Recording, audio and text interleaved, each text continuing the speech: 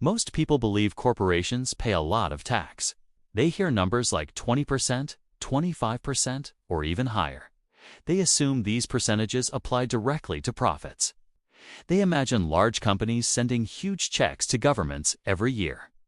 They picture that money funding schools, roads, hospitals, public transport, and essential services. That belief feels logical. It feels fair. It feels like the basic contract of a functioning society. It also happens to be deeply misleading. The misunderstanding begins with how taxes are discussed in public. When corporations talk about taxes, they talk about rates. When politicians talk about taxes, they talk about rates. When headlines talk about taxes, they talk about rates. Rates sound concrete. Rates sound enforceable. Rates sound like real obligations. But when corporations actually pay taxes, rates are not what matter.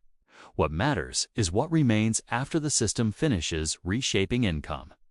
Because there is a wide gap between what tax law appears to demand and what corporations actually deliver. That gap is not created by cheating. It is created by structure.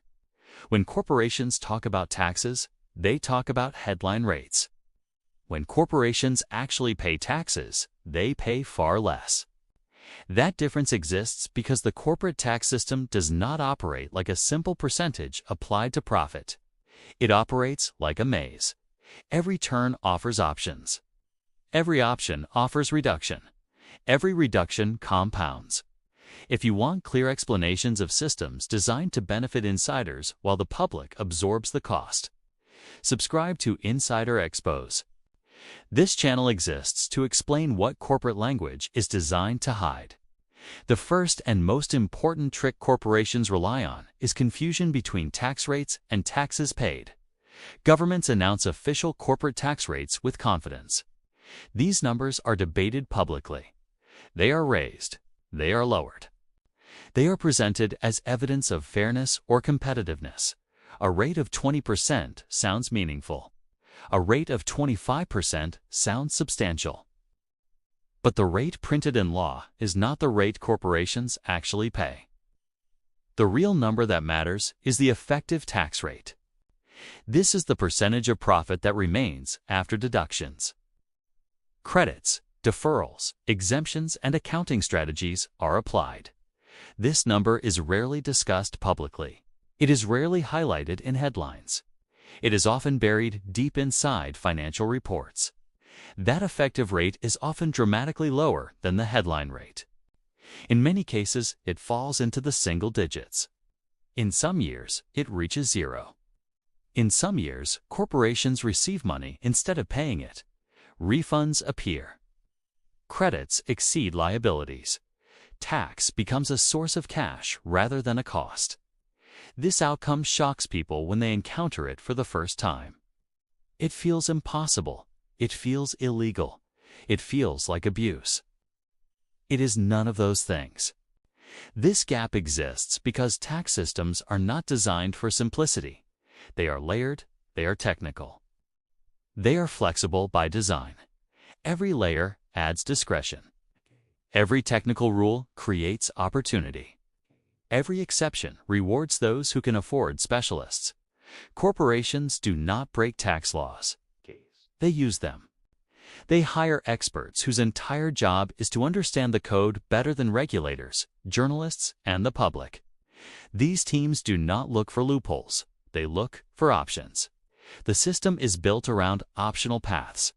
One of the most powerful of these paths is deductions. Corporations deduct expenses before taxes are calculated. On the surface, this sounds reasonable. Businesses have costs. Those costs should be recognized. But what qualifies as an expense is far broader than most people realize. Executive compensation qualifies. Stock-based pay qualifies. Interest payments qualify. Legal costs qualify. Consulting fees qualify. Marketing qualifies. Research qualifies. Restructuring qualifies. Write-downs qualify. Each of these deductions reduces taxable income, not revenue, not profit reported to investors. taxable income. That distinction matters.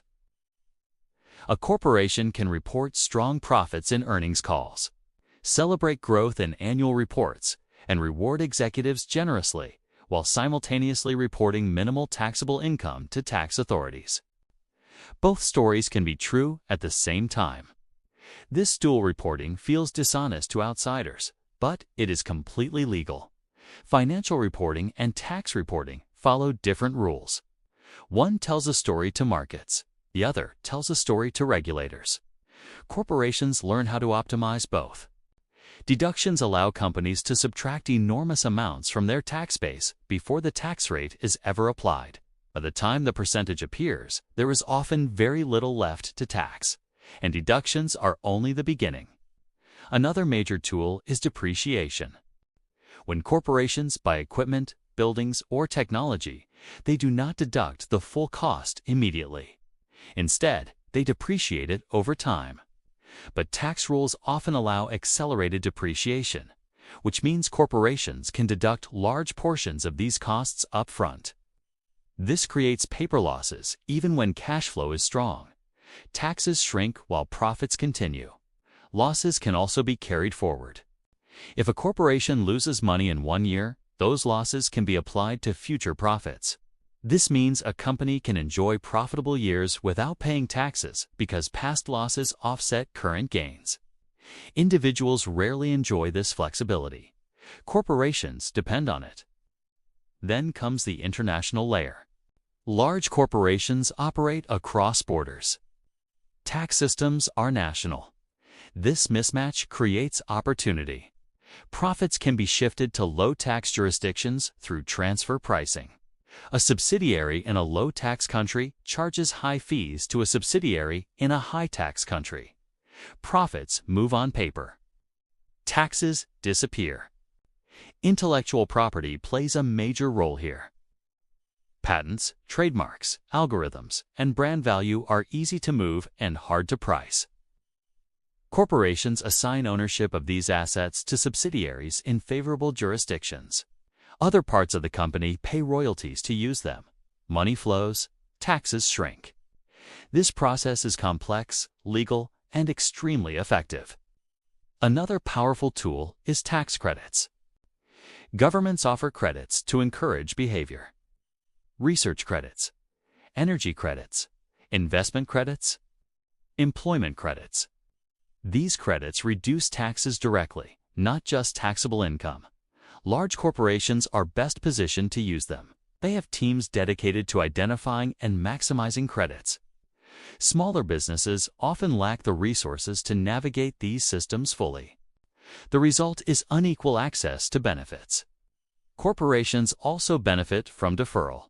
Taxes on foreign profits are often delayed until money is brought back home. Corporations can keep profits offshore indefinitely, reinvesting or holding cash while avoiding taxes for years. Deferral turns taxes into optional timing decisions. Even when taxes are eventually paid, inflation reduces their real cost. Time itself becomes a tax strategy. Another overlooked factor is lobbying. Tax codes are not neutral. They are written by lawmakers who rely on corporate funding, expertise, and data. Corporations participate actively in shaping tax policy. They argue for competitiveness, growth, and job creation. Exemptions are justified. Loopholes are framed as incentives. Complexity increases. Every line added to the tax code creates opportunity for those who can afford specialists.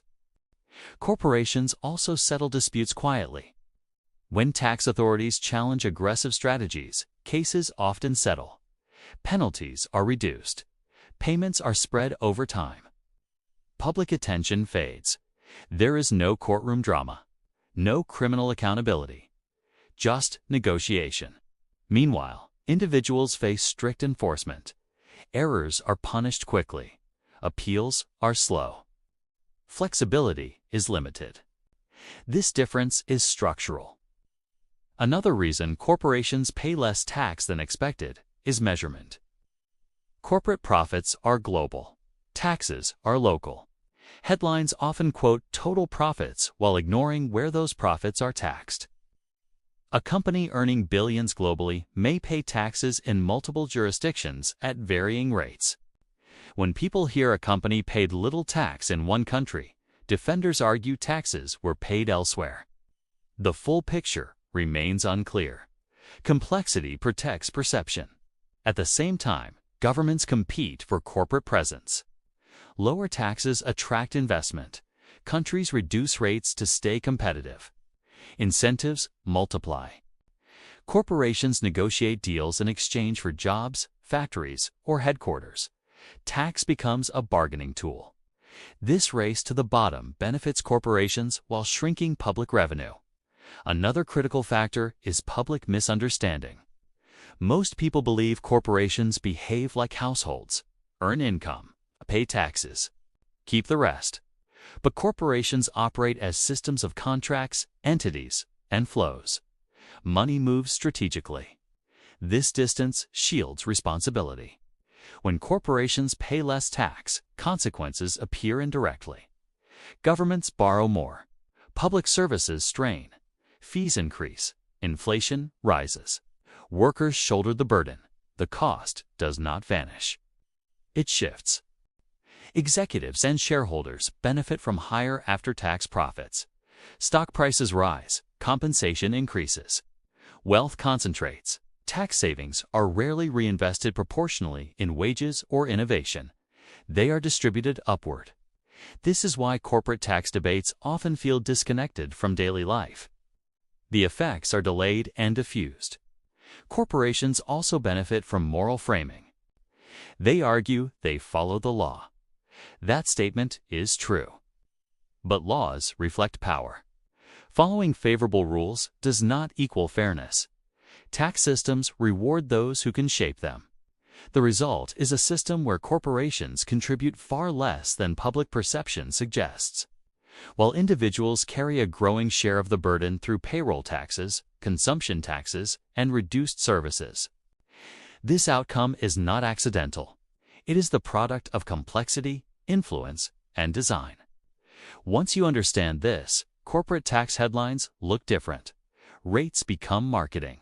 Promises become narratives. Real payments remain hidden. If this changed how you see corporate responsibility and public finance, subscribe to Insider Expos. Every episode breaks down how systems quietly benefit insiders while presenting compliance as contribution. Because corporations do not pay less tax because they cheat. They pay less tax because the system allows them to. And that system was never built for simplicity or fairness.